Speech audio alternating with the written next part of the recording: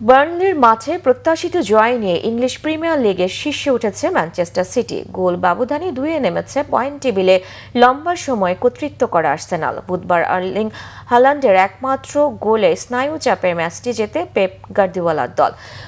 বার্নলির মাঠে ম্যাচের চতুর্থ মিনিটে ভাগ্যের ফেরে গোল বঞ্চিত হয় সিটি।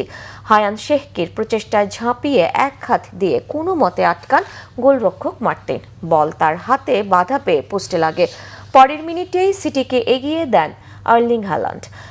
মাঠ থেকে জেরেমি ডোকু থ্রু পাস ধরে গতিতে প্রতিপক্ষের দুইজনকে পেছনে ফেলে ডি বক্সে ঢুকে কোনাকুনি শটে গোলরক্ষককে পরাস্ত করেন নরওয়ের তারকা স্ট্রাইকার। চলতি লিগে তার গোল হলো সর্বোচ্চ 24টি।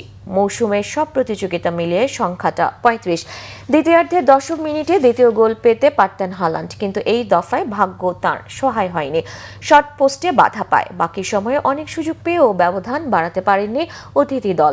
এই জয়ে সিটি 33 ম্যাচে আর্সেনালের সমান 70 পয়েন্ট নিয়ে গোল ব্যবধানে শীর্ষস্থান দখলে নিয়েছে। আর বার্নলি 34 ম্যাচে 20 পয়েন্ট নিয়ে লিগ টেবিলের 19 নম্বর থেকে নেমে গেছে চ্যাম্পিয়নশিপে। প্রিমিয়ার লিগে সিটি আর্সেনালের বাকি 5টি করে ম্যাচ।